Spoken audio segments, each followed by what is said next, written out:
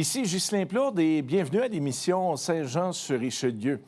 L'édition de cette semaine est consacrée à la séance extraordinaire qui s'est tenue le 4 février dernier. Une séance de courte durée où il a été notamment question de l'adoption de 8 règlements, dont un règlement portant sur la seconde phase des travaux, seconde et dernière phase des travaux de revitalisation du vieux Iberville. Ce chantier devrait s'amorcer quelque part à l'automne prochain, dit-on. Des travaux de l'ordre de 17 millions de dollars. Ce sont des portions de la première rue, 2e, 3e, 4e avenue et un tronçon de la rue Maria-Boivin qui seront visés par ces opérations. Rappelons que la revitalisation du vieux Iberville a été entamée en 2017. De plus, lors de cette émission, il y a des habitués de la séance du Conseil, les citoyens Dominique Pétrin et François Blais qui prendront la parole. Et on conclura le tout cette semaine avec l'intervention de quelques élus, dont les conseillères Claire Charbonneau, Jessica Racine-Lehoux et la mairesse André Bouchard. Place donc à ces faits saillants de la séance extraordinaire du 4 février dernier. «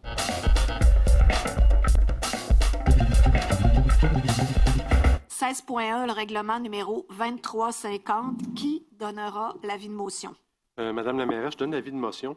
Ce projet de règlement a pour but d'autoriser des travaux de réfection des infrastructures municipales sur la rue Turgeon et d'aménagement de trottoirs et de pistes cyclables sur la rue Turgeon, Roman, Langteau et Saint-Eugène, décrétant une dépense de 4 022 000 $ et un emprunt à cette fin. Merci beaucoup. Monsieur Fontaine. 17 règlements. 17.1, règlement numéro 2326. À l'usine de filtration.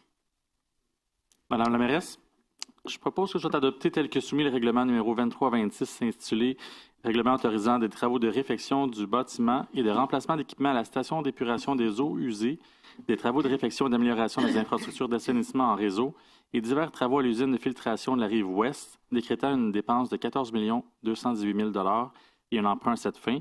Cet emprunt sera remboursé au moyen d'une taxe spéciale qui sera prélevée annuellement sur tous les immeubles imposables situés sur le territoire de la ville de Saint-Jean-sur-Richelieu afin de couvrir les coûts de travaux correspondant à une part en capital de 9 818 000 $.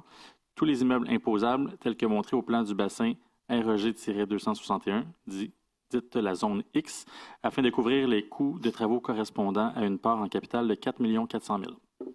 Appuyeur. J'appuie. Madame Jessica Racine-Lehoux. Monsieur Meunier propose. Madame Racine-Lehoux appuie. 17.2, règlement numéro 2330. Madame la mairesse, je propose que soit adopté tel que soumis le règlement numéro 2330 intitulé « Règlement autorisant l'exécution de travaux de réfection d'infrastructures municipales dans différents secteurs de la ville et de mise à niveau du réseau d'eau potable décrétant une dépense de 45 393 000 « et un emprunt à cette fin. Cet emprunt sera remboursé au moyen d'une taxe spéciale qui sera prélevée annuellement sur tous les immeubles imposables, tels que montrés au plan du bassin REG 261, zone X. » Appuyeur. J'appuie, Marco. Madame Poitras, Monsieur Savard. Merci. 17.3, règlement numéro 2336. Oui, Madame la mairesse. Alors, juste agrandir mon écran. Alors, que soit adopté tel que soumis le règlement numéro 2336 intitulé « Règlement autorisant l'exécution des travaux de séparation de réseaux d'égouts et de réfection des infrastructures d'une partie de la première rue, de la 2e avenue, de la 3e avenue, de la 4e avenue et de la rue Maria-Boivin, incluant l'enfouissement des RTU et la première rue, l'aménagement d'une piste cyclable sur la 4e avenue et de reconstruction de la descente de bateaux du parc Belle-Rive, décrétant une dépense de 17 119 000 et un emprunt à cette fin. Cet emprunt sera remboursé au moyen d'une taxe spéciale qui sera prélevée annuellement sur tous les immeubles imposables situés sur le territoire de Saint-Jean-sur-Richelieu et afin de couvrir les coûts de travaux correspondant à une part capitale de 645 000, le tout, tous les immeubles imposables montrés au plan de bassin règlement 261 zone X afin de couvrir les coûts de travaux correspondant à une part en capital de 16 474 000 $. Appuyeur. J'appuie. Madame Dufresne, Monsieur Meunier. 17.4, règlement 2337. Madame la mairesse, je propose que soit adopté tel que soumis le règlement numéro 2337 intitulé « Règlement autorisant à financer des honoraires professionnels et des travaux de restauration des bassins versants des ruisseaux Hazen-Bleury et de la Barbotte et des plaines de débordement en terres agricoles pour la restauration de l'habitat du poisson, décrétant une dépense de 1 131 000 $ et un emprunt à cette fin. Cet emprunt sera remboursé au moyen d'une taxe spéciale qui sera prélevée annuellement sur tous les immeubles imposables situés sur le territoire de la ville de Saint-Jean-sur-Richelieu, et ce, selon leur valeur telle qu'elle apparaît au rôle d'évaluation en vigueur chaque année. Appuyeur. J'appuie, Sébastien. Madame Lambert, Monsieur Godette. Vous avez bien fait de... Je vous aurais pas vu, Monsieur Godette. Merci, Madame la mairesse. 17.5, règlement numéro 2339.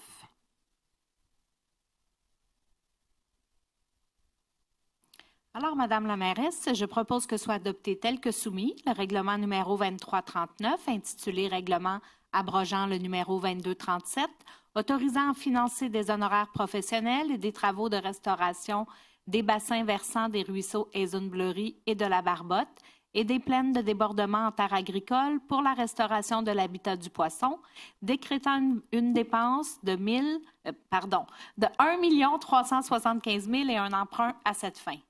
Appuyeur. Je vais appuyer Marco Savard. Madame Lambert, Monsieur Savard. 17.6, règlement numéro 2340.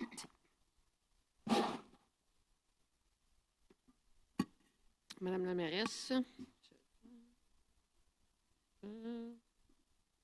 Un camion échelle pour le service de sécurité incendie. Oui. Alors, que soit adopté tel que soumis le règlement numéro 2340 intitulé « Règlement autorisant l'acquisition de camions échelle pour le service de sécurité incendie, décrétant une dépense de 2 837 000 $ et un emprunt à cette fin. Cet emprunt sera remboursé au moyen d'une taxe spéciale qui sera prélevée annuellement sur tous les immeubles imposables situés sur le territoire de la ville de Saint-Jean-sur-Richelieu, et ce, selon leur valeur telle qu'apparaît au rôle d'évaluation en vigueur à chaque année. Appuyeur. J'appuie Annie. Madame Poitras et Madame Surprenant. Règlement numéro 2341. Oui, Madame la mairesse, je propose que soit adopté tel que soumis le règlement 2341 intitulé « Règlement autorisant le financement d'honoraires professionnels pour la confection de plans et devis visant divers travaux de réfection d'amélioration en matière d'assainissement des eaux et divers travaux à l'usine de filtration de la Rive-Ouest, décrétant une dépense de 741 000 et un emprunt à cette fin. Cet emprunt sera remboursé au moyen d'une taxe spéciale qui sera prélevée annuellement sur tous les immeubles, tel que montré au plan du bassin Reg-261 zone X. Appuyeur. J'appuie. Madame Jessica Racine-Lehoux et Madame Lambert. 17.8, règlement numéro 2346. Oui, Madame la mairesse, je propose que soit adopté tel que soumis le règlement numéro 2346 intitulé « Règlement modifiant le règlement numéro 1878 concernant les nuisances à la salubrité et la sécurité à l'égard de la définition de broussailles qui constitue une nuisance. » Madame Racine-Lehoux, appuyée par... J'appuie, Madame la mairesse. Monsieur Meunier.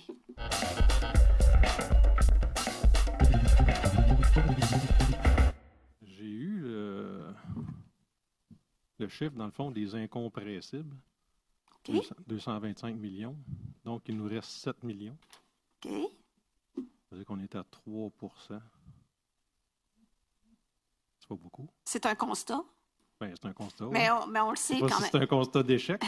Non, c'est pas un constat d'échec, là, mais c'est aussi pour ça que les municipalités, de la manière dont on est financé, c'est pour ça aussi qu'on a des règlements d'emprunt pour le long terme. Là. Sans ça, on ne serait pas capable de fonctionner juste à la petite semaine.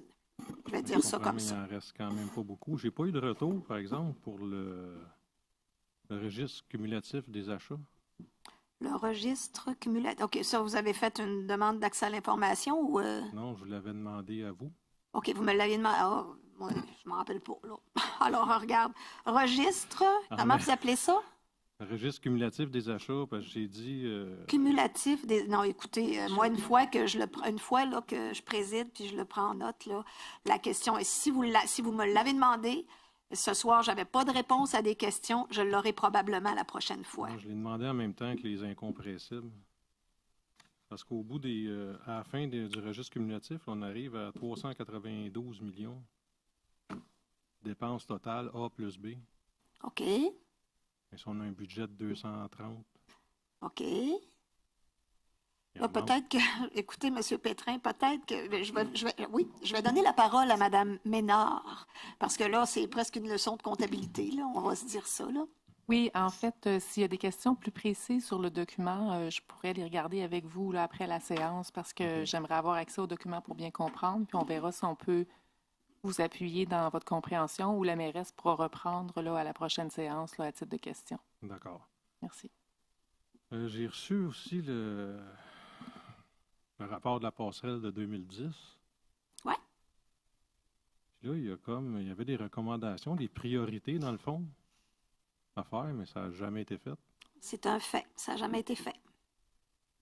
Fait qu'on on a laissé ça aller pendant... Mais est-ce que c'est une question? Bien là, c'est un constat. Là. On a des infrastructures, on les entretient pas. Bien, c'est un peu... là, vous me parlez de quelque chose du passé. Puis c'est pour ça que quand on est arrivé en 2021, on a demandé un plan directeur des bâtiments immobiliers.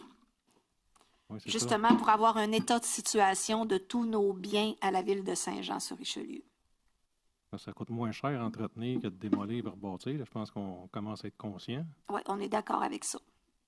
Mais je comprends pas que ça n'ait pas été fait. C'est quand même...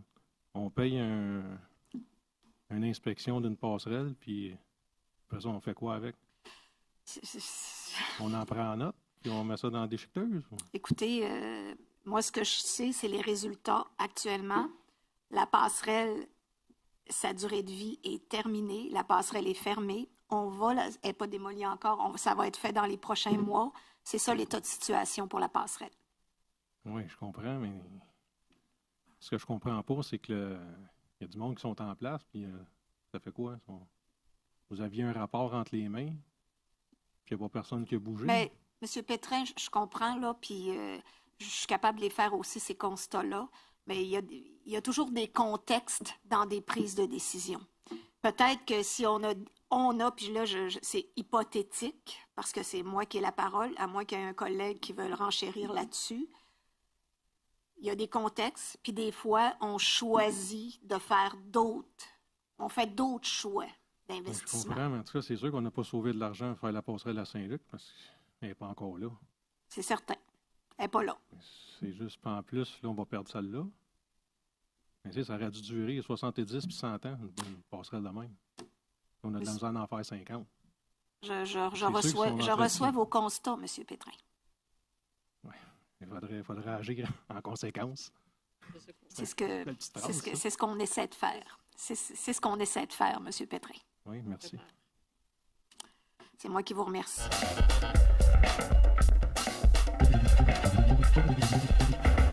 Madame la mairesse, bonjour. S'il vous plaît. J'aimerais revenir sur la réunion de la semaine dernière, sur le point 14.3.5 au niveau du PIA 2024-5240. L'immeuble au 3945 rue Saint-Georges. Ça, c'est dans le quartier à qui, ça? 3945 Saint-Georges. C'est dans le mien. C'est dans celui de Mme Dufresne. OK. C'est dans le district 1. C'est marqué « Régulariser une porte extérieure pleine en acier sur la façade latérale droite ». Ma question, vous avez fait une consultation publique avant Noël, justement, sur ce PIA-là. Je me souviens, j'étais avec M. Pétrin, puis on avait donné au propriétaire de cet immeuble-là 4 choix de porte. Okay. Pour sa porte sur le côté. Puis, à ma connaissance, à part nous autres qui posent des questions, le propriétaire de l'immeuble n'est pas venu poser des questions ou manifester son désaccord ou quoi que ce soit.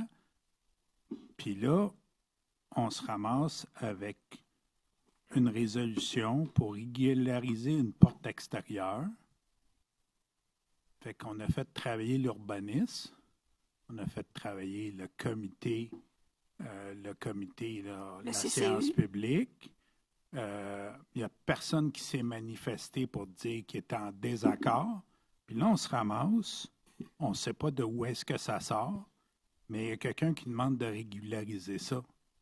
Fait qu'il faut croire que le propriétaire a communiqué avec un conseiller municipal pour faire changer la décision.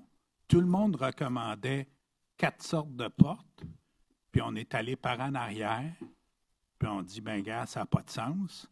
Puis le propriétaire ne s'est même pas donné la peine de se déplacer à la séance publique de consultation pour dire, ben ça n'a pas de sens, ou manifester son désaccord ou quoi que ce soit.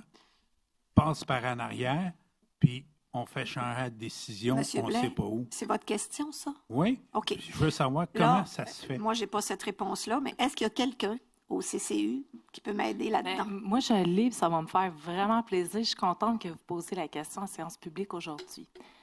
Dans les faits, la présentation de ce dossier-là n'était pas juste une question de porte, mais il y avait aussi les escaliers, puis il y avait d'autres trucs qui devaient se faire à l'égard de cet immeuble-là. Oui. Puis c'était une exigence de nos services des incendies. Donc, pour se conformer à la réglementation de sécurité qui date d'aujourd'hui, la sécurité, ce n'est pas un droit acquis, donc ils étaient dans l'obligation d'investir de l'argent dans leur bloc appartement pour avoir une porte de sortie pour le feu, puis pour avoir des escaliers. Ceci étant dit, on a présenté les escaliers, on a présenté la porte. Ça s'est fait en 2 temps. La dame, elle a régularisé ses escaliers auprès du CCU. Elle aurait dû régulariser sa porte du même coup. Quand elle est allée magasiner, la porte qui est par feu, bien, il faut que tu fasses ça sur mesure si tu as des petits graphiques, le fun puis cute, comme qu'on exige dans un PIA. Pour une porte anti-feu, c'est fait sur mesure si on veut des détails comme ça. Donc, ça coûte quoi, ça? Bien, étant donné que c'est une exigence de la Ville de faire ce genre de rénovation-là qui n'était pas planifié, étant donné qu'on a accepté ailleurs dans le secteur du PIA, comme la Maison Boutier, on a accepté des portes par feu sans les petits détails, on a décidé de régulariser cette porte-là du même coup. Moi, je comprends pas ça. Pourquoi que fallait la faire sur mesure? On est exigeant sur un paquet de PIA pour des citoyens. On ne donne pas de passe gratis. Puis on est vraiment strict, puis on fait faire les choses. Quand je vous entends des fois, les fenêtres avec des petits carreaux, puis pas rien en aluminium, mais tout en bois. Puis à la limite, là, si le propriétaire était venu en séance publique, puis on s'entend, c'est une séance publique, il est au courant que puis il vient expliquer ça à la séance du public pour son PIA, puis il vient expliquer que c'est compliqué, gna gna gna, puis que ça va coûter 4 fois plus cher qu'une porte régulière, j'ai pas de trouble. Puis là, à ce moment-là, le comité, comme des fois on fait des recommandations, puis vous en retenez jamais. Ils vont me slacker, là. Hey, Monsieur Blais, ça veut dire que ça fait 5 minutes, là, vous le savez. Oui, mais on a le droit à 1 heure, là, puis je pense que c'est important. Non, vous ne prendrez pas 1 heure, là. Non, j'achève, là. OK. Mais moi, ce que je ne comprends pas, c'est que le propriétaire avait tout le loisir de se présenter ici, puis de manifester son inconfort ou son incapacité, puis ça reste de même, puis il passe. Moi, je considère qu'il a passé par en arrière. Je ne sais pas s'il a passé par vous ou par quelqu'un d'autre, mais il a passé par... Non. Ça, c'est une opinion, là. Absolument. On s'entend, c'est une opinion, puis c'est pas une question, là. Mais il a passé par en arrière, puis ça a passé. Il n'est pas allé au service d'urbanisme parce que ce n'est pas une recommandation de l'urbanisme. Ça arrive de même, puis on régularise. Honnêtement, j'ai un inconfort. Il y a des citoyens qu'on n'est vraiment pas... On n'allège pas le chose, mais... Je vais noter votre inconfort. Ben, c'est tout ce que je vais faire aujourd'hui avec ça. Je suis plus en TA, puis ça finit par K. Oui, c'est parfait. Comprenez-vous? Parce que c'est plus en TA que l'inconfort, mais moi, je note l'inconfort. Mais c'est parce que l'affaire, c'est que si on donne le traitement égal à tout le monde, j'ai pas de trouble. Dans ce cas ici, moi, ça me donne plus l'impression que, garde, je répète. Il pouvait venir en séance publique. Monsieur Blais, je ne sais pas pourquoi le propriétaire n'est pas venu. Je ne suis pas au courant de ça. Ça demeure une opinion. Je vous remercie beaucoup. Bonsoir. Personnellement, je trouve ça bien. Bonsoir. Merci.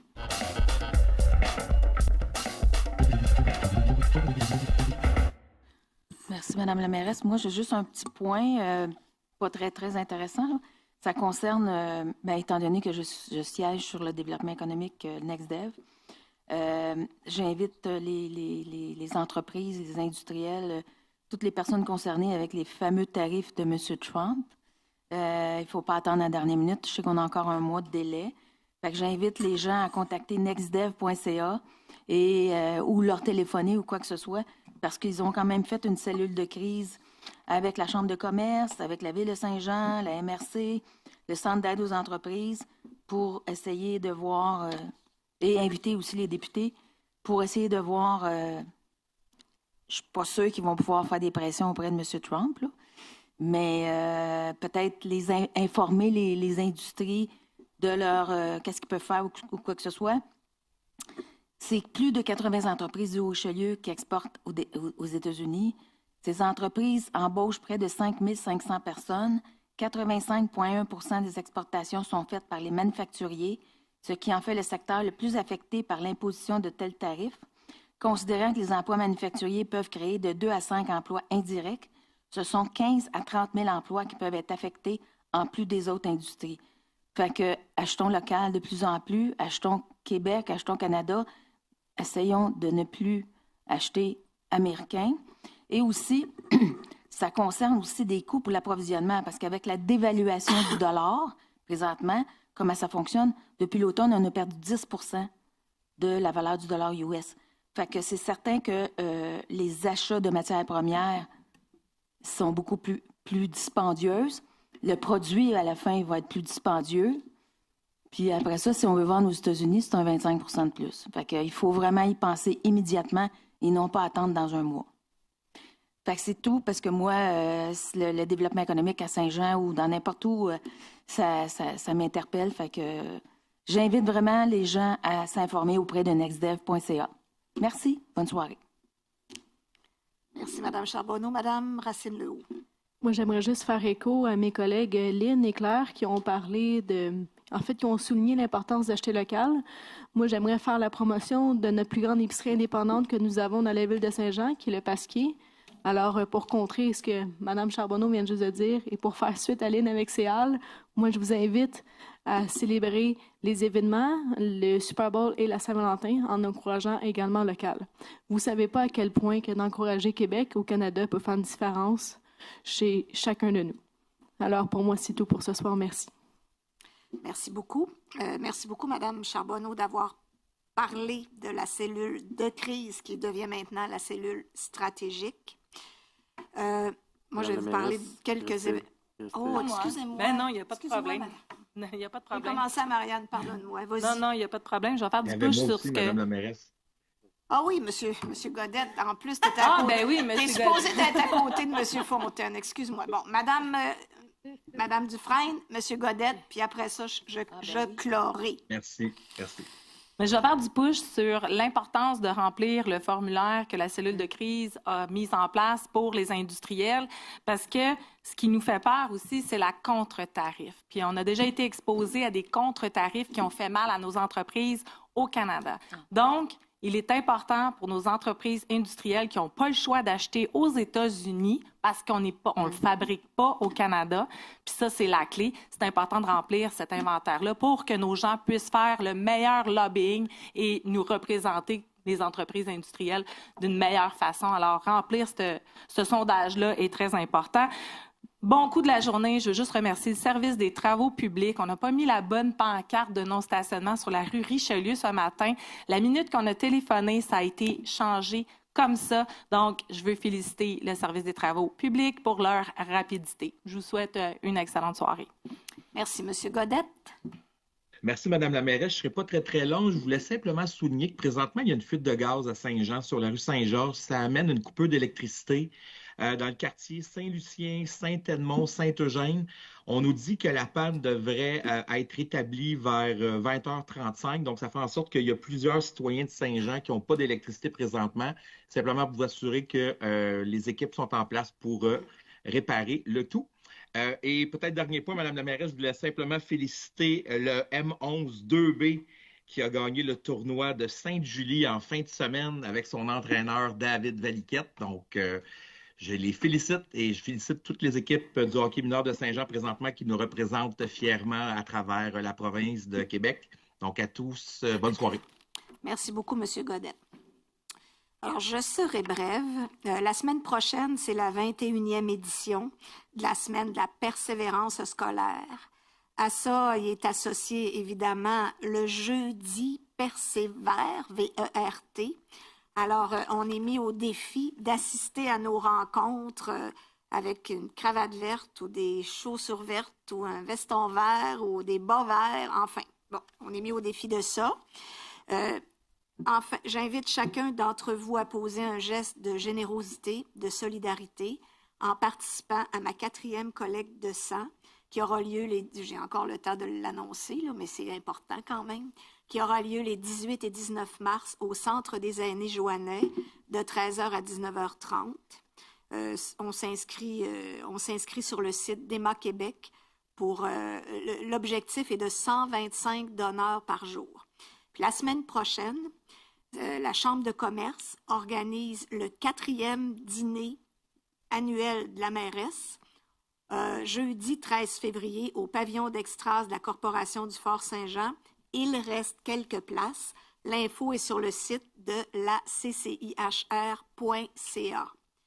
Sur ce, la prochaine séance régulière aura lieu le mardi 25 février. Vous êtes bienvenus. Sur ce, bonne soirée.